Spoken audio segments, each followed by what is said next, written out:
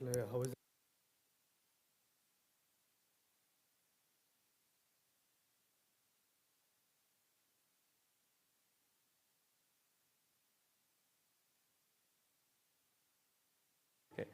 Okay. Hariyo, everybody. Hey, hariyo, everybody. Yeah. All right, today, let's go to the next essay that we have. Today's going to be fun if you all participate as much as possible. You do participate, but even more than usual, you know? No, nothing, don't be like teenagers at all, sitting quietly, be loud, be proud. So how many kindergarten through second grade teachers do we have? Fantastic. How many third through fifth? How many sixth through eighth? Lovely. 9th through 12th? Awesome. All right. Good mix at least. So the essay we come to today, and as I think, is called Problems, Face Them. All about facing problems. Now, to even understand how to face problems, how to solve them, our first step is understanding what the problem is. That's something we don't often do. We try to go for solutions. What is the actual problem is not always seen. Now, we can go through problem solving in many different ways, many avenues that solve our problems, whether it's mental fortitude, whether it's a physical regimen that we have to have, whether it's a new way of thinking, getting help from someone, whether they be a loved one or a professional in that field.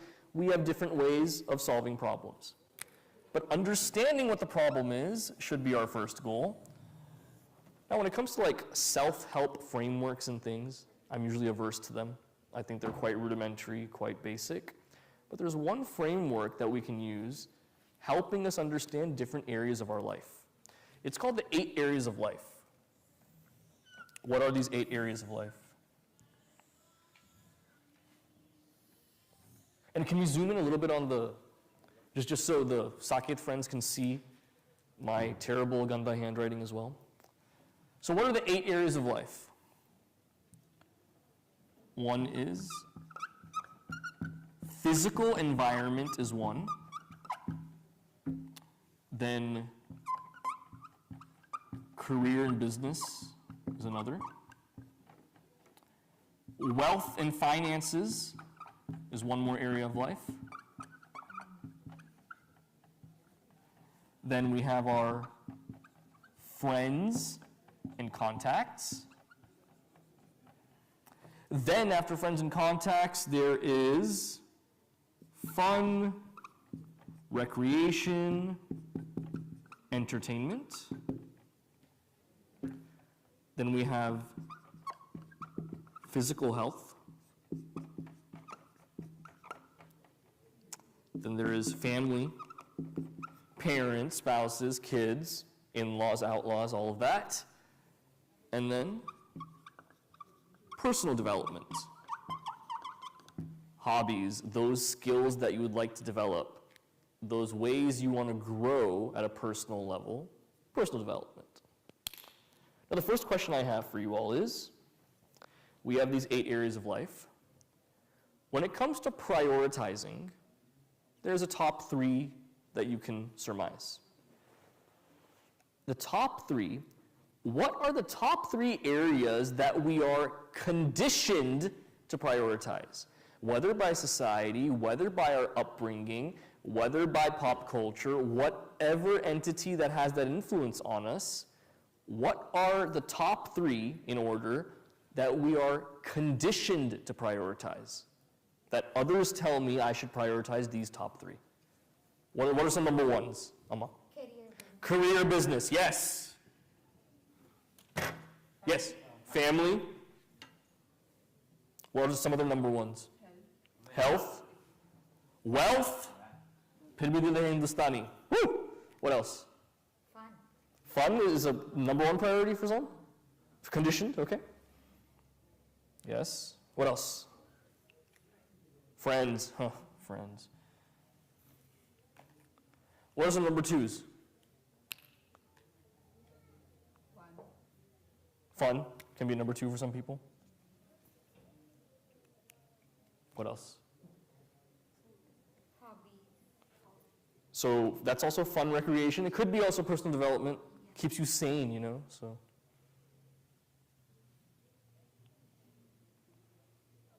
Is physical environment something we're conditioned to prioritize? When you say physical environment, you're talking home. Everything from the feng shui of your house all the way to which city do you choose to live in with access to hiking trails, and so you can Instagram all of this. Something I think is prioritized quite a lot. What are some number threes for priorities? Friends and contacts. Personal development. Health also, yeah. To enjoy any of these other things without physical health, how do I go forward on any of those things? Important. Now the next question, the question I'm more interested in, I'm going to phrase this very carefully here. I'm not asking what do you prioritize.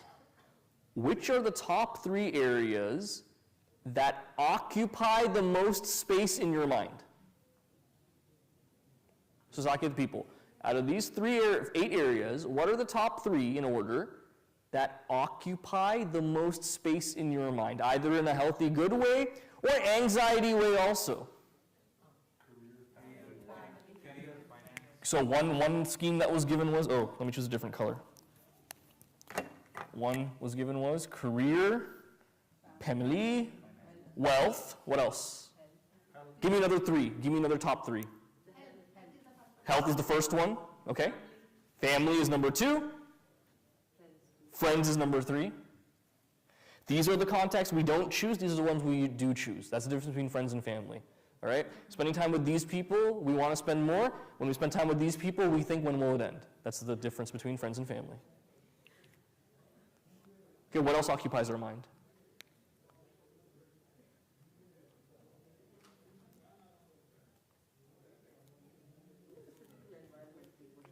Physical environment a little bit then, okay.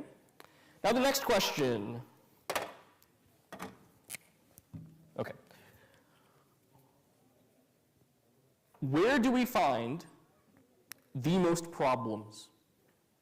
Which ones? Top 3. Where do we find the most problems? Which areas? Problems, I'm just saying, if I go into details of problems, we'll be here all day. What are the top 3 where we get the most problems? Family. Okay, health, as I heard. What else? Friends. Career, business, we can also say. Those 4, okay? Those 4. Now let's pause for 1 second here. Out of all of these that, by the way, I haven't given any information. I just wrote random words on the board. You all told me what is society conditioning you to care about. You all told me what occupies most of your mind. You all told me where are the problem areas. Given all of this, when we try to solve these problems, how much of an influence does Hinduism have as I try to solve these problems? What relevance does it have? Let me give one example. I'll give one example, then I'll put you in breakouts then to discuss the questions. One example. The topic we recently took for our all the grades was Dhanam. The Dhanam special topic is what we took on giving and charity. Why? Why was that one special topic I chose to do? Because there's the sentiment that's been going around from adults in the mission who have been telling me that when it comes to religions like Christianity, they have the tithing process, where 10% of your income you are mandated to give to the Catholic Church. And they do that. In Islam, one of the 5 pillars is zakat, where 1/40th of the income is given to charity, to those that are less fortunate. They say in our Hinduism, Hariji, there is no such system of giving like that. Therefore, India is so poor, therefore we have no progress. You've heard this statement before, that as Hindus we don't have that in our thing. Let's explore that then. If we look at our Shastra, what does it clearly say? Income should be split into 5 different parts, each 20% weightage.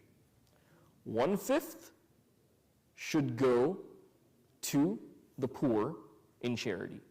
And it's not a system where we have a creation of a welfare state that is dependent. It's based on qualification. Are they working to use that money responsibly? All of that is taken into account by our system that we have in Shastra. 1/5 goes in Dhanam. 1/5 of the income goes to the state in taxes for facilities that have to be made, for upkeep of the society, for all those governmental services that we are privy to. We have to contribute to that 20% in taxes. Number 3, 1/5 of the income should go to the educational institution, the Gurukula system. Just as I have benefited from the Gurukula system, once I become a grahastha and have my own family, for the next generation to benefit from there, I donate to that Gurukula system 20% of my income. Next 20%, Social Security. Not like our broken system where we pay for it and once we turn 65, the system goes belly up. Not like that. Social Security where the earning generation gives to their previous generation, knowing that once they retire, the next generation will support them. That's the system.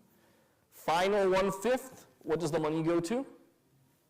It goes to physical environment, wealth and finances, friends and contacts, fun, recreation, entertainment, physical health, family, and personal development is that last 1/5. That's where all that goes. Now, the objection can be that 20% is not enough for all of this. That needs more money. If that needs more money, make more money. 20% is going to stay 20% for that. That's the fixed rate that it's at. If I want more to spend on these things, I need to earn more money. Now, I'm not bringing this up to say, oh, look how far we've devolved, because I doubt very few Hindus follow this. My point is, when we say blindly, without knowing, that in Hinduism there is no such thing as giving in charity, we're selfish, that's why so many poor people, how do we ignorantly make that statement without even reading our own Shastra? Meaning, when it comes to problems in the world, we don't even have a Hindu outlook. We look elsewhere to solve every single problem. So in your breakouts now, and can we mix it up? We always do by grade level. Do you want to mix it up a little bit today? I'll just number you off 1 through 4. We'll do it that way. Let's have fun today. The question I want you to answer is, what are, out of these top 4 that you say are problem areas where the most problems are, how do you use Hindu concepts to fix the problems that you find here? Now, be specific, because I will. Once we come back, and this will be a shorter thing, once we come back and we're discussing it, I will be really pointed to get at what exactly are you trying to say. So be very specific of when it comes to a family issue, not just that, oh, Hinduism talks about ahimsa, so we don't curse at each other in the house. Go deeper than that. That when family problems, whatever problems those are, how specifically do I use Sanatana Dharma to address these problems? And we'll find how little we use it for the problems, actually. So let's number you off 1 through 4, and we'll make 4 groups. 1, 2, 3, 4, 1, 2, 3, 4, 1, 2, 3, 4, 1, 2. So 1's over here, 2's over here, 3's over here, 4's over here. So these 4 problem areas, family, physical health, friends and contacts, career and business. How do we use Hinduism and the concepts that we learn to address the problems here? And in Saket, you may break yourself up in 4 groups, mix and match however you want to have 4 semi-equal groups.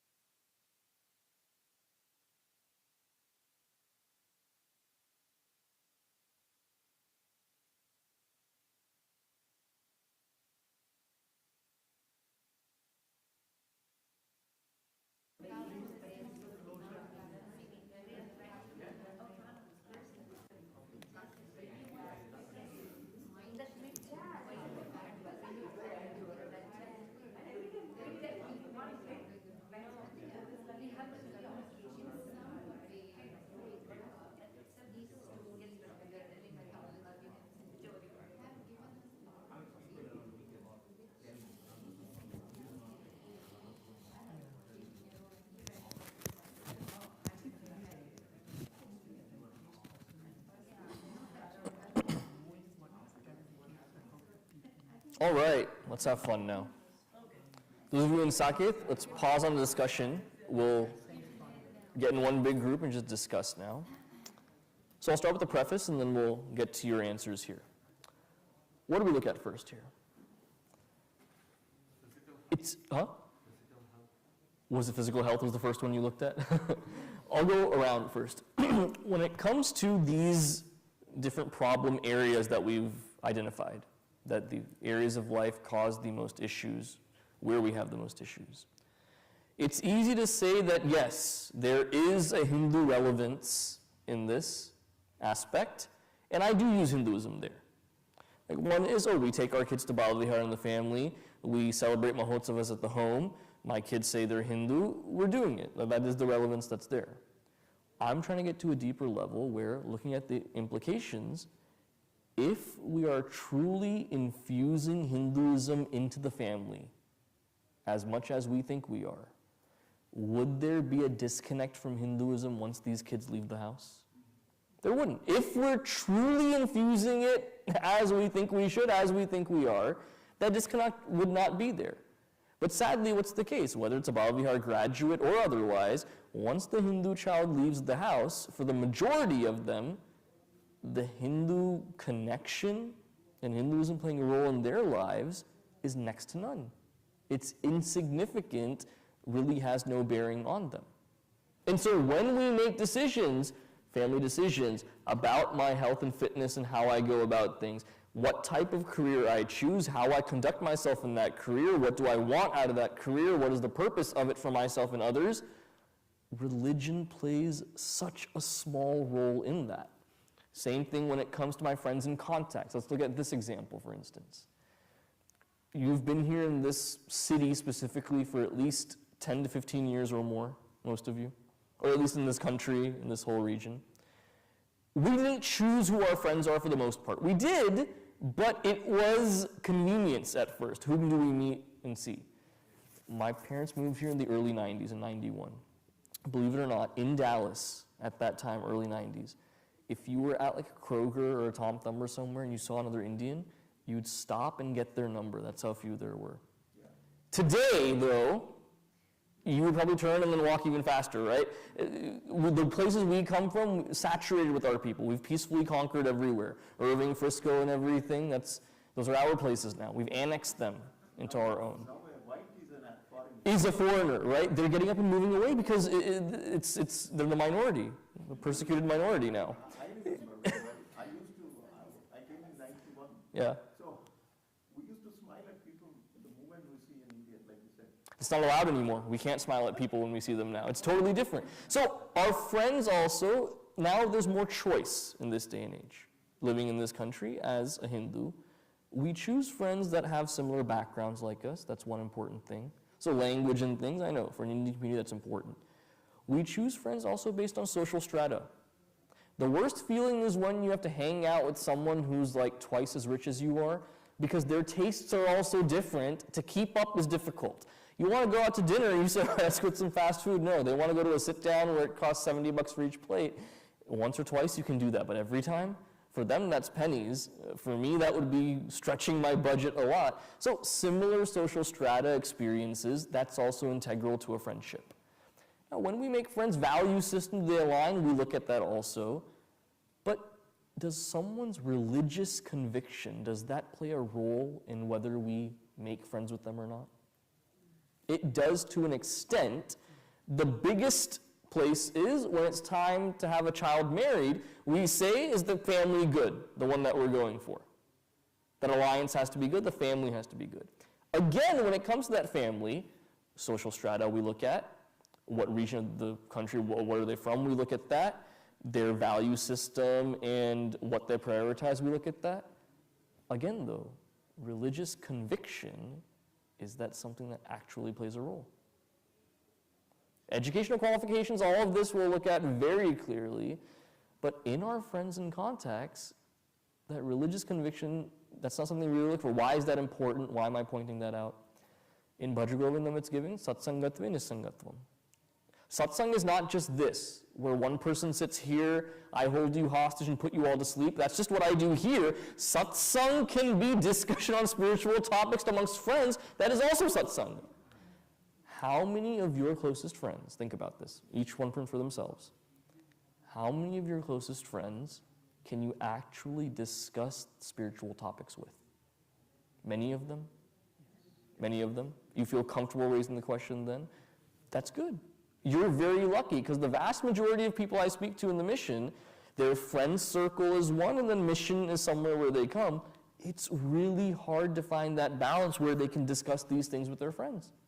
Either they're ridiculed for it, there is no scope to even come to a common understanding because the lives are so different. And this is Hindus speaking to Hindus, I'm saying.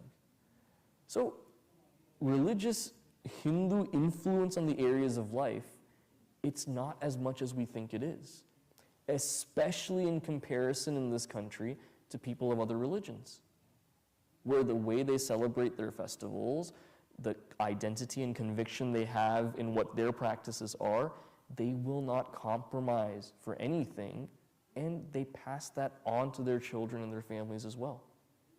Where we have an attendance policy here, because we were just 10th through 12th grade, attendance suffers greatly. I talk to my friends that have gone to mosques and synagogues and churches, they don't have that kind of issue there. It's understood by the family that Sunday morning means you go to the church. There is no, I don't care if there's exams or you're tired from the weekend or you have friends this or that activity. You center everything else around those things. This is something you do. Whereas parents in the mission come to me and they say, my 14-year-old doesn't want to come. We're tired of fighting that fight, so we let them stay home. Who is the parent? Who is the child here? Seriously? If your kid said, I don't want to take a shower today, I don't want to do this, you'd freak out. You'd say, no, you have to. Why is this something that suddenly they hold the keys to whether they come to mission or not? As a parent, shouldn't it be, this is something we do on Sundays, non-negotiable, you do it, that's it. Should a 14-year-old be telling parents what they do or don't do? So with that context then, let's go through. I'll go through each of the groups. Give me one grouping here that causes problems. Tell me what the problem is, what is the religious solution. Keep it under 20 seconds, just so I can rephrase it for the people in Saket, because for them to have to just stare at me, it's not even something nice to stare at. Staring at me, silence also, that's tough for them. You know how it feels when I'm there, right? So keep it under 20 seconds, I'll restate it, we'll keep going, okay? So this group right here, pick one of these, family, physical health, friends and contacts, or career and business. Give me the problem, give me the solution.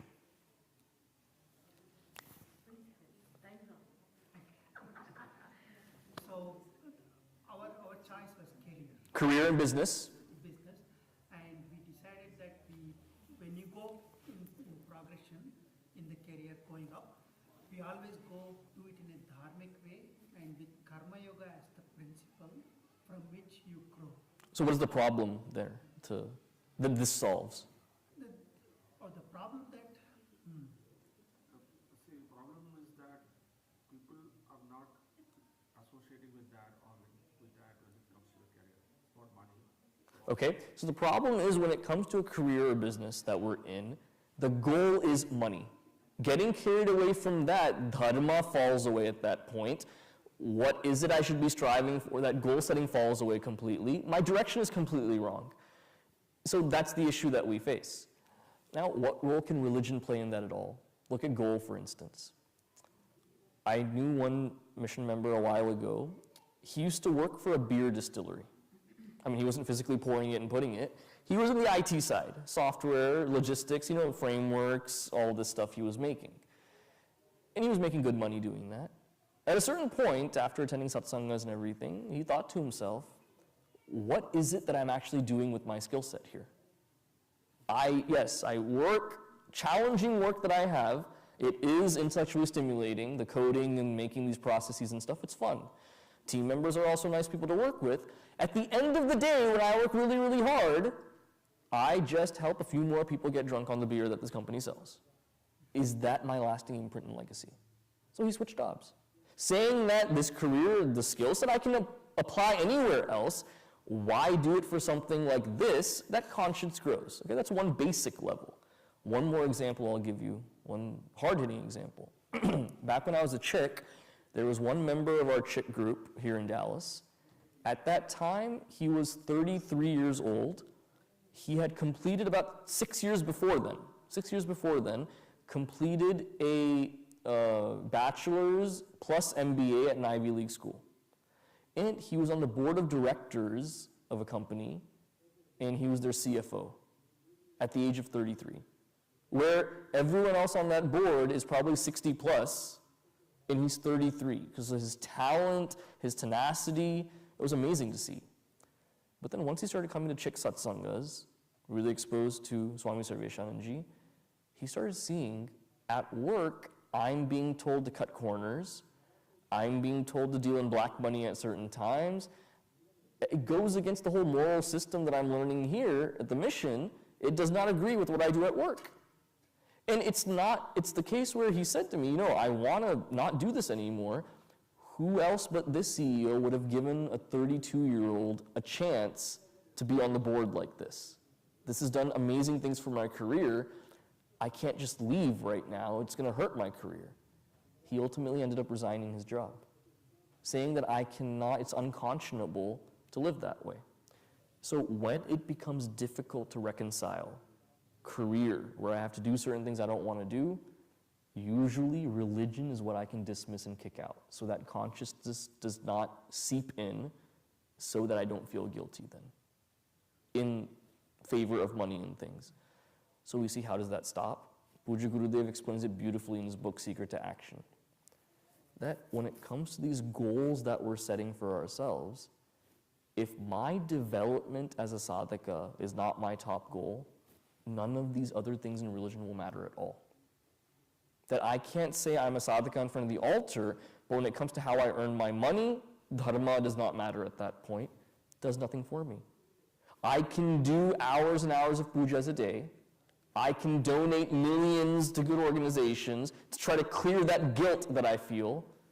It doesn't do anything for me if not shown in my actions that way in career and business. He says that very clearly. Next group, pick one of the four. Give me the problem and then the solution from religion. Problem, family, and death in the family. Problem is family, the death in the family, and the solution? Solution is going back and listening to the Bhagavad Gita, because that's the only way you can rationalize the thought process and overcome the grief. So overcoming the grief, the teachings that we have in the religion, for example, like in Bhagavad Gita. This is interesting because is that given at the right time is also what we have to see. One syndrome that us brahmacharyans fall into is anytime anyone expresses a problem, we want to give advice from a Vedantic standpoint and palliate the situation. Sometimes people just want to be heard. They don't want a solution, not everything to be fixed. So oftentimes I have to catch myself where someone will tell me some kind of problem and I use certain trigger words so that it seems like I'm empathizing. I am empathizing, but I'm not giving advice. So I'll be like, oh, that's terrible, or oh, cool. And I'll ask a follow-up question. You just repeat the last word of someone's sentence, that becomes a follow-up question in itself. My flight was delayed by 5 hours. 5 hours? And then they'll go on saying something else. Or they'll say, my kid didn't clean the house at all for the past 7 days. 7 days, and then they'll go on talking. That's all you have to do. Now, one thing is, when this Vedantic knowledge or advice is given, that has to be deliberate of what time does it have to happen at.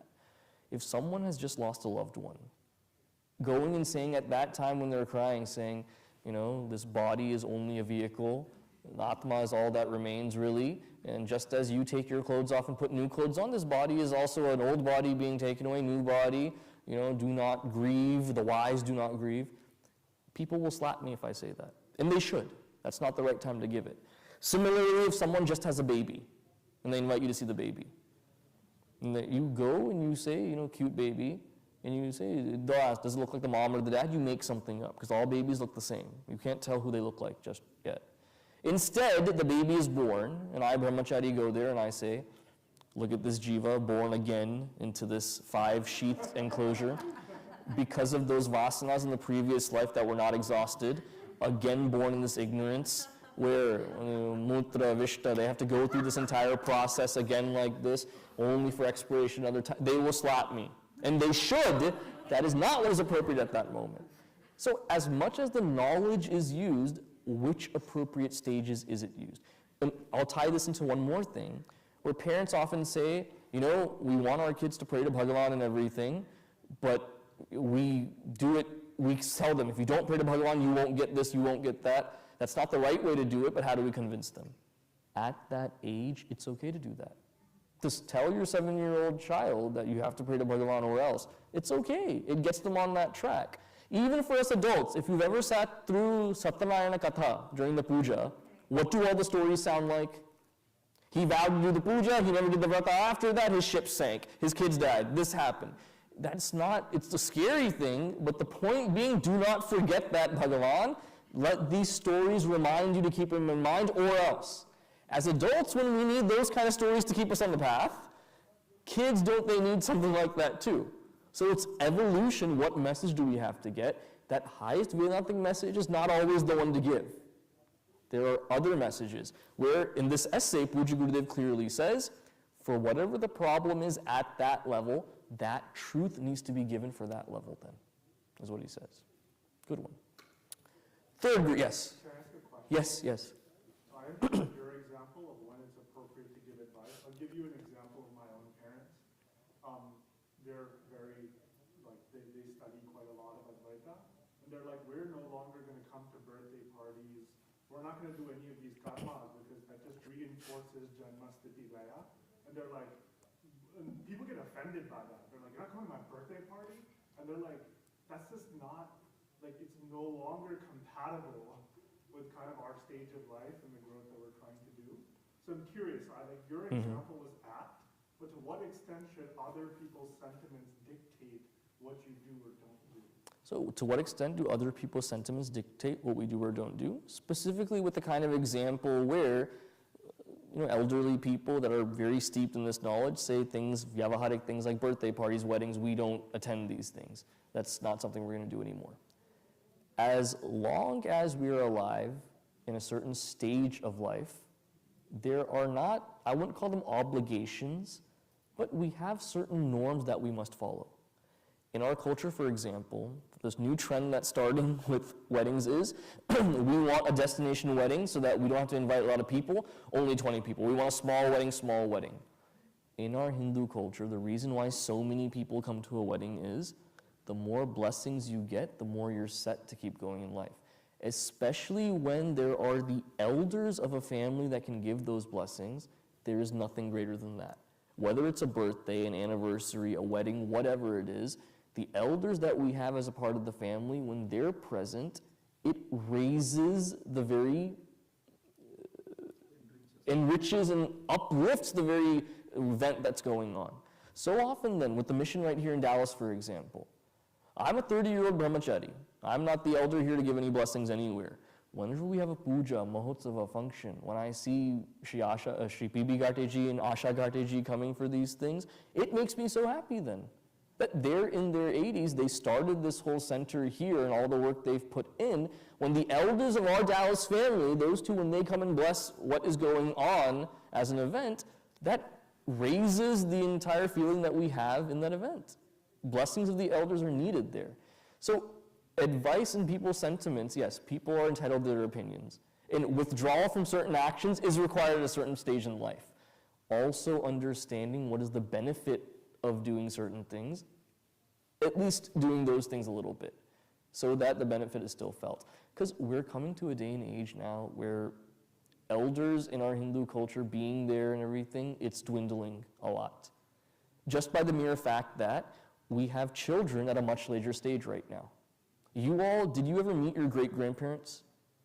Some of you did, your grandparents' parents. Ever met your grandparents' grandparents, them? So there was a generation prior where they all met their great-grandparents. It wasn't that they never saw them and they passed away. Their families were young enough to where they were having children. Now, couples have children, mid-30s or so. Even seeing their grandparents may be rare in a few generations. So for that specific example then, Having the elders around elevates the setting of any environment that we're in. That's not going to be there for us in a few generations. Take advantage while we can. Group number 3, what was of these 4, the problem and the solution? So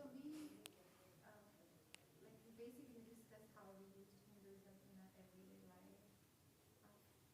Karmanyavadikara said, I always remember that, whether it's about family, whether it's about finance, whether anything in life we're doing. So as long as we remember that, we will do the right thing because we are doing it for the right reason. So Hinduism in daily life then, okay? And remembering the teachings and then applying them as much as possible of not being selfish with the work, not looking for the fruits, things like this. Good to an extent. Whatever we have as intake coming to us the most, that is what will be in our mind. For instance, when I was at the Brahmachari training course, the ashram that we have, Sandipani Sadhanalaya, is precariously placed. One side of it is a 7-star hotel. I didn't even know they had 7-star hotels. They do there, the Renaissance Hotel. Other side is the slums that they have. So when it's time to sleep at night, or even during the day, they have these different functions that go on, especially festival times. On the Renaissance Hotel side, I would hear string quartets. My dorm was right next to it. There's a wall that divides it. I'm right by that wall. And one day I heard a voice that sounds really familiar singing. A live concert. It was Sonu Nigam. So that night I went up to my terrace and just watched the show free from where I am. So that kind of hi-fi concerts for companies and stuff is on this side. The slum side. Same dabba music every single event, whether it's a birthday, wedding, mahotsava, funeral, whatever it is, same song that plays, keyboard version of Mere Angane Mein Tumhara Kya Kaam Hai. That's the same song that plays for everything that goes on. So we'd hear that song at night. Trying to sleep by 11 o'clock, this keeps playing. Now, the next morning, every morning, if you start with a Shubha Vichara when you wake up, that's a good thing, some divine thought. You know, Om Namah Shivaya, something about the divine. When you start your day off like that, once you open your eyes, it sets your day off to a good thing. But hearing everything all night long, from the slum side, when I wake up in the morning, what's the first thought that comes to mind? Jiski bivi lambi uska hi bada naam hai. That's the first thing that comes up at that time. Because the abhyasa is done, repetition again and again. Similarly then, when it comes to my actions in the world, this is why Shastra is so important. Is it the words of the scripture that guide me? Or do I go and when problems hit, I rely on scripture later? There's a really big difference between the two. Because if you look, again, other religions I'll point out, they know their scriptures inside and out. I'm talking about from their youth all the way to their adults. They can quote what's in the scripture. They know exactly what it's trying to say. They have a connection of how to live that. As Hindus, especially growing up in this country then, we have a superficial understanding, but if we were to ask the average Hindu meaning mission member even, what does Bhagavad Gita say? Could you please summarize it for me in 5 sentences? How many could actually do that? I don't think I could do that. It would be hard. 5 sentences. 5 sentences, just a general gist of what are the scriptures saying even, very difficult to do. One reason is we have such a vast amount of scriptures, that's one reason. Other is the Hindus' interest in our own scriptures has dwindled completely over time. So in daily life, yeah, we try to put them in there. The way that it works in daily life at a macro and micro level is samskaras then, which that'll be the next special topic that we roll out next semester. Samskaras, we can take that as milestones in life, where either you look at it from a 16-point framework or a 40-point framework. These samskaras are milestones that are followed at special times, plus those nitya samskaras that are done on a daily, weekly basis, they also add to living that religious lifestyle. So it's good to have the mentality that I remember this knowledge when I'm acting and working. Actually doing something regularly, having that make an impression in the mind through that constant repetition, that means so much more though. That's what's really there. And that's what we miss out on in our environments. Group number 4. Pick one of these, give us a problem and your solution. So we chose family, Mm-hmm. and how we can apply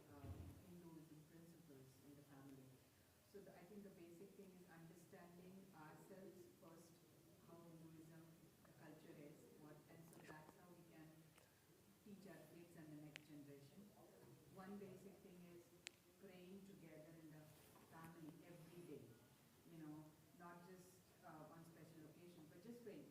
Saying few shlokas every day, sitting in front of the temple at home, would let the kids understand, and hopefully they'll follow it when they grow. Not necessarily, but at least that's a small practice that we can do, praying together, you know, and creates harmony in the family, creates harmony in the house, and doing all the rituals, making them understand what each ritual is. Majority of our festivals say that a victory of good over evil, be it Navratri, be it Diwali, Dashera, Holi. So making them understand that, I think, will have a good base for the next. Okay. So the problem is, how do we pass this down to the next generation in the family environment? Simple but so profound, praying together as a family. Very important. Because unless the kid sees that this is not something just preached to me, but my parents actually do it, it won't make any difference for them. Now, when does this actually come into play? You may think, oh, praying together, what does that have to do? My kids know they're Hindu, that'll sustain. When it's the point that the kid gets married, and that vivaha samskara has to happen, that marriage, a lot of people now, a lot of couples, two Hindus getting married, especially in this country, they want the shortest ceremony possible. Spark note it for me, quick notes it for me, just get it done with as quickly as possible. They don't want to go through all the steps and everything. Why? Because there's no appreciation for any kind of samskara like that. Because if prayer in the house hasn't even been done, where's Bhagavan in our house even? Is it that we have a special room dedicated that is so pristine that we don't let the kids enter that room ever? Is it that kind of a puja room upstairs? Or is Bhagavan like an accessory in my kitchen to the side where there's one altar next to the stove and then that's where my Bhagavan is? Or is Bhagavan like Harry Potter in my house? He lives in the cupboard under the stairs. Bhagavan lives there in some people's houses also. Physical environment also matters so much there. Where we have that puja placement. Is there something central that we all partake in? Or is it something that just to have a puja room for the sake of vastu, we've built some of our alcove and we have it there? As Hindus, what are we doing to showcase that Bhagavan in the house? That's one part of it. Another part also being, how much are we exposing them to the different kinds of pujas and modes of worship that we have? When we encourage people to come to our pujas, the ones we hold at Saket and Chitrakoot, it's mostly like a geriatric conference that's there. It's just old people that are empty nesters with their kids out of the house, they're the ones that come. We want people to bring their young kids and come. The excuses they give are, oh, you have the pujas on a weeknight. On a weeknight, when you break the kids' general routine to bring them to a puja, they see that, oh, usually we don't go places on a weeknight like this. The fact that we're coming here must mean this is something very important. You don't think a second grader is going to understand that? They will. That makes a huge impression. Or some parents say that, oh, my kid can't sit still. I'll bring them to a puja when they tell me they're ready.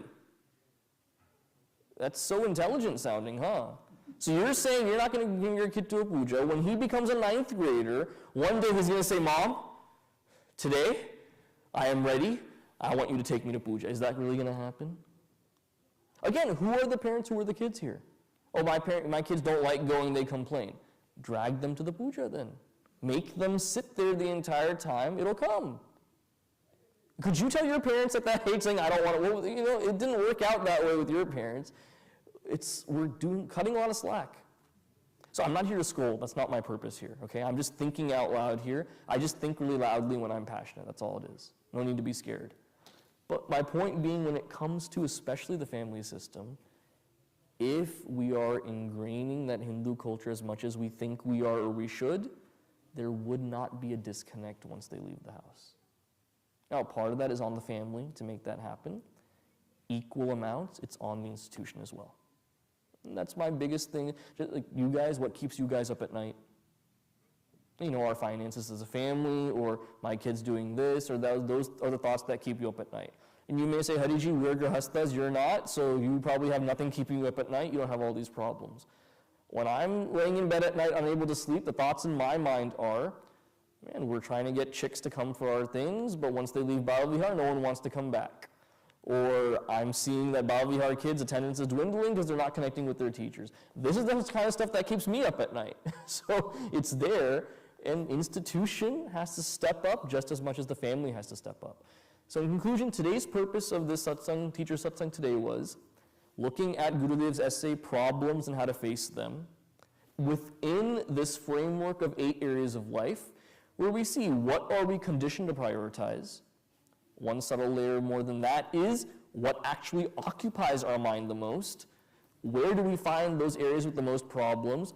What are the religious solutions that we have? And at what level? Does that Hindu influence translate to every part of my life? Because unless it holistically does, there is no growth for me as a sadhaka.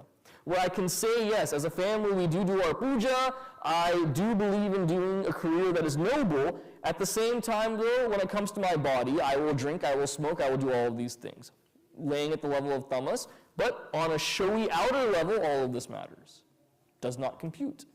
At the same time, I can say that, when it comes to physical health, I'm very conscious of that in a Hindu way. When it comes to my career and everything, I'm also very good with my money when it comes to how the Hindu way to spend and all of that is. When it comes to my friends, however, I engage with a friend group that has no religious conviction on purpose so that in comparison to them, I seem sattvic so I can feel like I'm better than others. People actually do this. I guarantee you this is actually a mentality that's there. Again, that's not a holistic view.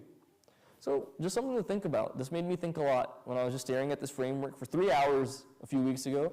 I just had this blank framework with these words. I just stared at it and different thoughts came. Just wanted to share that with all of you. So with that, we will meet again next week. Om Shanti Shanti Shanti Harihi Om Shri Gurubhyo Namaha Harihi Om. Banquet is this Saturday. Who all are attending? Yeah. Gentlemen, so the ladies wear saris to all of our events and everything. When it comes to banquet, however, we turn into foreigners and we start wearing suits and ties and everything, even if it's on our own Chitrakoot. Can we please dress in our Bharatiya Sanskari style? I will also wear dhoti kurta, okay? I'm planning on wearing kurta also like this. Yellow one, even at that. So my point is, gentlemen, let's dress Indian for this. There's great ways to look elegant in men's formal wear, like a vest or anything you can do. Let's be Bharatiya in our own kind of functions like this. Let's make that a practice.